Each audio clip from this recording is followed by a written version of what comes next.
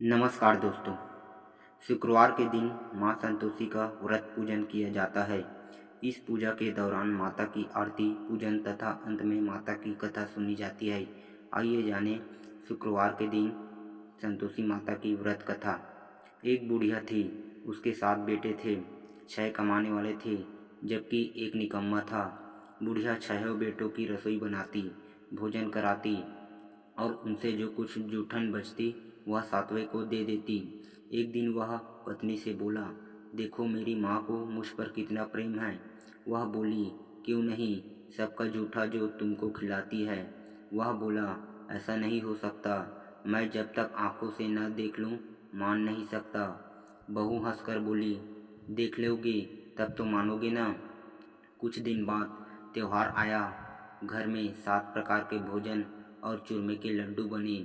वह जांचने को सिर दुखने का बहाना कर पतला वस्त्र सिर पर ओढ़े रसोई घर में सो गया। वह कपड़े में से सब देखता रहा। 6 भाई भोजन करने आए। उसने देखा माँ ने उनके लिए सुंदर आसन बिछा, नाना प्रकार की रसोई परोसी और आग्रह करके उन्हें जमाया। वह देखता रहा। 6 भोजन करके उठे तब माँ ने उसकी जूठी थालियों में से लड्डुओं के टुकड़े उठाकर एक लड्डू बनाया। जूठन साफ कर बुढ़िया माँ ने उसे पुकारा, बेटा 6 भाई भोजन कर गए, अब तू ही बाकी है, उठ तू कब खाएगा। वह कहने लगा, माँ मुझे भोजन नहीं करना, मैं अब परदेश जा रहा हूँ। माँ ने कहा, कल जाता हो तो आज चला जा। वह बोला, हाँ आज ही जा रहा हूँ। यह कहकर वह घर से निकल गया। 7वें बेटे का परदेश जाना। चलते समय पत्नी की याद आ गई। वह गौशाला में कंडे उपले थाप रही थी। वहाँ जाकर बोला, हम जावी परदेश आवेंगे कुछ काल, तुम रहियो संतोष से धर्म अपनो पाल। वह बोली, जाओ पिया आनंद से हमारो सोच हटाए, राम भरोसे हम रहे ईश्वर तुम्हें सहाय। दो निशानी आपन देख थरु में धीर, सुधीमती हमारी बिसरियो रखियो मन गंभीर। वह बोला, मेरे पास तो कुछ नहीं, यह अंगूठी है, सो ले जाओ और अपनी कुछ निशानी मुझे दो। वह बोली, मेरे पास क्या है, यह गोबर भरा हाथ है। यह कहकर उसकी पीठ पर गोबर के हाथ की थाप मार दी। वह चल दिया। चलते चलते दूर देश पहुंचा। वहाँ एक साहूकार की दुकान थी। वहाँ जाकर कहने लगा, भाई मुझे नौकरी पर रख लो। साहूकार को ज़रूरत थी। बोला, रह जा। लड़के ने पूछा, तनख्वाह क्या दोगे। साहूकार ने कहा, काम देखकर दाम मिलेंगे। साहूकार की नौकरी मिली।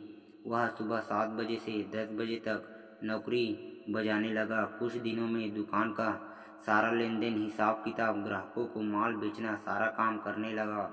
साहूकार के साथ 8 नौकर थे। वे सब चक्कर खाने लगे। यह तो बहुत होशियार बन गया। सेठ ने भी काम देखा और 3 महीने में ही उसे आधे मुनाफे का हिस्सेदार बना दिया। वह कुछ वर्ष में ही नामी सेठ बन गया और मालिक सारा कारोबार उस पर छोड़कर चला गया। पति की अनुपस्थिति में सास का अत्याचार। इधर उसकी पत्नी और सास ससुर दुख देने लगे। सारी गृहस्थी का काम करा के उसे लकड़ी लेने जंगल में भेजती। इस बीच घर के आटे से जो भूसी निकलती उसकी रोटी बनाकर रख दी जाती और फूटे नारियल की नारियली में पानी। एक दिन वह लकड़ी लेने जा रही थी। रास्ते में बहुत सी स्त्रियाँ संतोषी माता का व्रत करती दिखाई दी। वहाँ खड़ी होकर कथा सुनने लगी और पूछा, बहनों तुम किस देवता का व्रत करती हो और उसके करने से क्या फल मिलता है। यदि तुम इस व्रत का विधान मुझे समझा कर कहोगे तो मैं तुम्हारा बड़ा एहसान मानूंगी। तब उनमें से एक स्त्री बोली, सुनो यह संतोषी माता का व्रत है। इसके करने से निर्धनता दरिद्रता का नाश होता है और जो कुछ मन में कामना हो सब संतोषी माता की कृपा से पूरी होती है। तब सबने उससे व्रत की विधि पूछी। वह भक्तिनी स्त्री बोली, 1.25 आने का गुड़ चना लेना, इच्छा तो 5.25 आने का लेना या 1.25 का भी सहूलियत के अनुसार लाना। बिना परेशानी और श्रद्धा व प्रेम से जितना भी बन पड़े सवाई लेना। प्रत्येक शुक्रवार को निराहार रहकर कथा सुनना, इसके बीच क्रम टूटे नहीं, लगातार नियम पालन करना, सुनने वाला कोई न मिले तो भी घी का दीपक जला उसके आगे या जल के पात्र को सामने रखकर कथा कहना, जब कार्य सिद्ध न हो नियम का पालन करना और कार्य सिद्ध हो जाने पर व्रत का उद्यापन करना। 3 मास में माता फल पूरा करती है। यदि किसी के ग्रह खोटे भी हो तो भी माता का वर्ष भर में कार्य सिद्ध करती है। फल सिद्ध होने पर उद्यापन करना चाहिए, बीच में नहीं। उद्यापन में 2.5 सेर आटे का खाजा तथा इसी परिणाम से खीर तथा चने का साग करना। 8 लड़कों को भोजन कराना, जहाँ तक मिले देवर जेठ भाई बंधु के हो, मिले तो रिश्तेदारों और पास पड़ोसियों को बुलाना, उन्हें भोजन करा यथाशक्ति दक्षिणा दे माता का नियम पूरा करना। उस दिन घर में खटाई न खाना। यह सुन बुढ़िया के लड़के की बहू चल दी। व्रत का प्रण करना और माँ संतोषी का दर्शन देना। रास्ते में लकड़ी के बोझ को बेच दिया और उन पैसों से गुड़ चना ले माता के व्रत की तैयारी कर आगे चली और सामने मंदिर देखकर पूछने लगी, यह मंदिर किसका है? सब कहने लगे, संतोषी माता का मंदिर है। यह सुनकर माता के मंदिर में जाकर चरणों में लौटने लगी। दिन हो विनती करने लगी, माँ मैं निपट अज्ञानी, व्रत के कुछ भी नियम नहीं जानती, मैं दुखी हूँ। हे माता जगत जननी, मेरा दुख दूर कर, मैं तेरी शरण में हूँ। माता को दया आई। एक शुक्रवार बीता कि दूसरे को उसके पति का पत्र आया और तीसरे शुक्रवार को उसका भेजा हुआ पैसा आ पहुँचा। यह देख जेठ जेठानी मुँह सिरोड़के लगे। लड़के ताने देने लगे। काकी के पास पत्र आने लगे, रुपया आने लगा। अब तो काकी की खातिर बढ़ेगी। बेचारी सरलता से कहती, भैया कागज आवे रुपया आवे, हम सब के लिए अच्छा है। ऐसा कहकर आंखों में आंसू भरकर संतोषी माता के मंदिर में आ मातेश्वरी के चरणों में गिरकर रोने लगी। माँ मैंने तुमसे पैसा कब मांगा? मुझे पैसे से क्या काम? मुझे तो अपने सुहाग से काम है। मैं तो अपने स्वामी के दर्शन मांगती हूँ। तब माता ने प्रसन्न होकर कहा, जा बेटी तेरा स्वामी आएगा। यह सुनकर खुशी से बावली होकर घर में जा काम करने लगी। अब संतोषी माँ विचार करने लगी, इस भोली पुत्री को मैंने कह तो दिया कि तेरा पति आएगा, लेकिन कैसे? वह तो इसे स्वप्न में भी याद नहीं करता। उसे याद दिलाने को मुझे ही जाना पड़ेगा। इस तरह माताजी उस बुढ़िया के बेटे के पास जा स्वप्न में प्रकट हो कहने लगी, साहूकार के बेटे सो रहा है या जागता है? वह कहने लगा, माता सोता भी नहीं जागता भी नहीं हूँ, कहो क्या आज्ञा है? माँ कहने लगी, तेरे घर बार कुछ है कि नहीं? वह बोला, मेरे पास सब कुछ है, माँ बाप है, बहू है, क्या कमी है? माँ बोली, भोले पुत्र तेरी बहू घोर कष्ट उठा रही है, तेरे माँ बाप उसे परेशानी दे रहे हैं, वहाँ तेरे लिए तरस रही है, तू उसकी सुध ले। वह बोला, माँ माता जी यह तो मालूम है, परंतु जाऊँ तो कैसे? परदेश की बात है, लेन देन का कोई हिसाब नहीं, कोई जाने का रास्ता नहीं आता, कैसे चला जाऊँ? माँ कहने लगी, मेरी बात मान, सवेरे नहा धोकर संतोषी माता का नाम ले, घी का दीपक जला, दंडवत कर दुकान पर जा बैठ। देखते देखते सारा लेन देन चुक जाएगा, जमा का माल बिक जाएगा, सांझ होते होते धन का भारी ढेर लग जाएगा। अब बूढ़े की बात मानकर वह नहा धोकर संतोषी माता को दंडवत घी का दीपक जलाकर दुकान पर जा बैठा। थोड़ी देर में देने वाले रुपया लाने लगे, लेने वाले हिसाब लेने लगे। कोठे में भरे सामान के खरीदार नगद दाम में सौदा करने लगे। शाम तक धन का भारी ढेर लग गया। मन में माता का नाम लेकर चमत्कार देख प्रसन्न होकर घर ले जाने के वास्ते गहना कपड़ा सामान खरीदने लगा। यहाँ काम से निपट तुरंत घर को रवाना हुआ। उधर उसकी पत्नी जंगल में लकड़ी लेने जाती, लौटते वक्त माताजी के मंदिर में विश्राम करती। वह तो उसके प्रतिदिन रुकने का जो स्थान ठहरा। धूल उड़ती देख वह माता से पूछती है, हे माता यह धूल कैसे उड़ रही है? माता कहती, हे पुत्री तेरा पति आ रहा है, अब तू ऐसा कर लकड़ियों के 3 बोझ बना ले, एक नदी के किनारे रख और दूसरा मेरे मंदिर पर, वह तीसरा अपने सिर पर। तेरे पति को लकड़ियों का गट्ठा देखकर मोह पैदा होगा, वह यहाँ रुकेगा, नाश्ता पानी खाकर माँ से मिलने आएगा।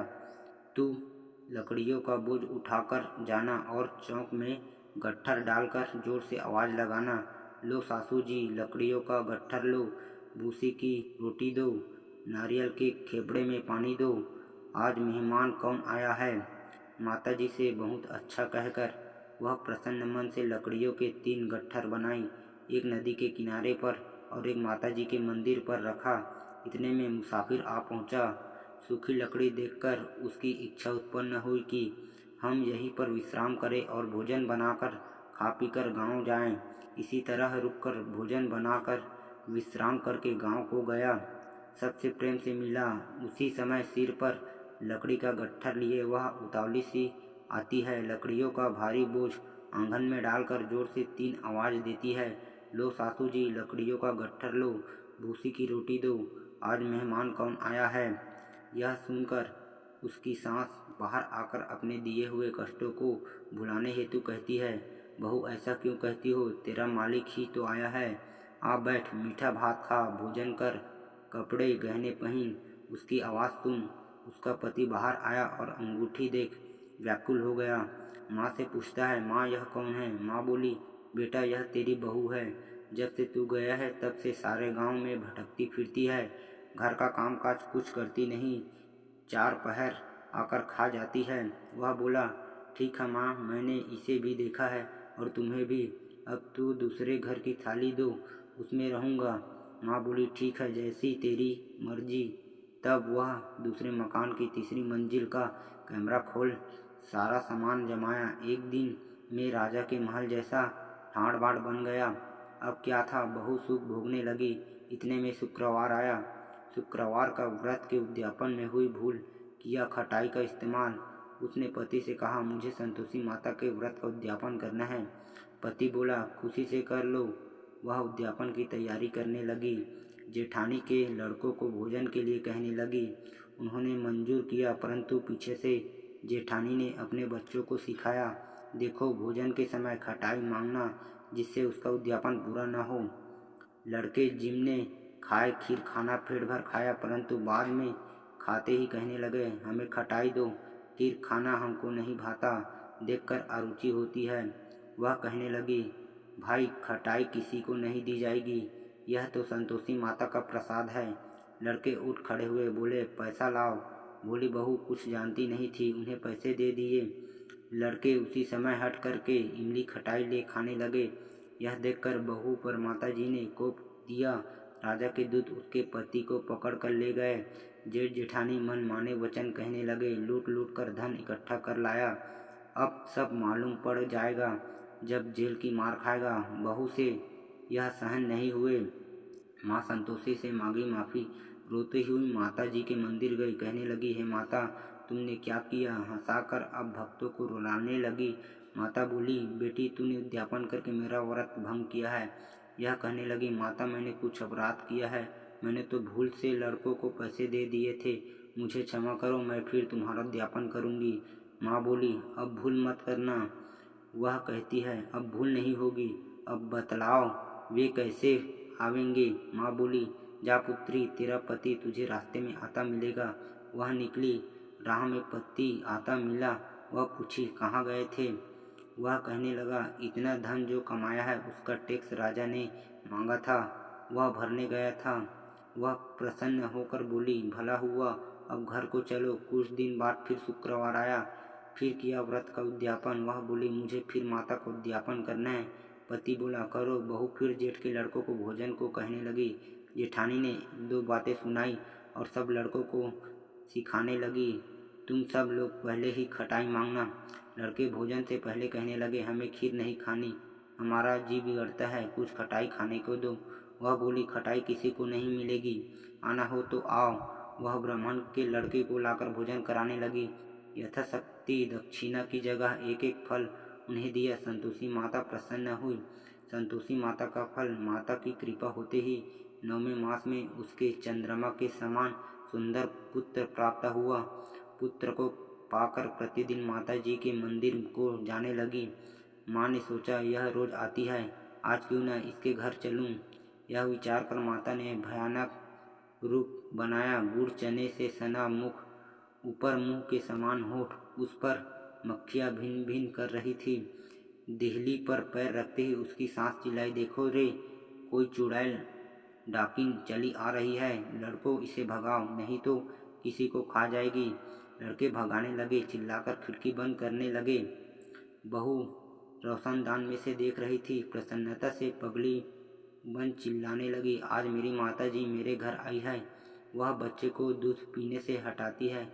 इतने में सास का क्रोध फट पड़ा। वह बोली, क्या उतावली हुई है? बच्चे को पटक दिया। इतने में माँ के प्रताप से लड़के ही लड़के नजर आने लगे।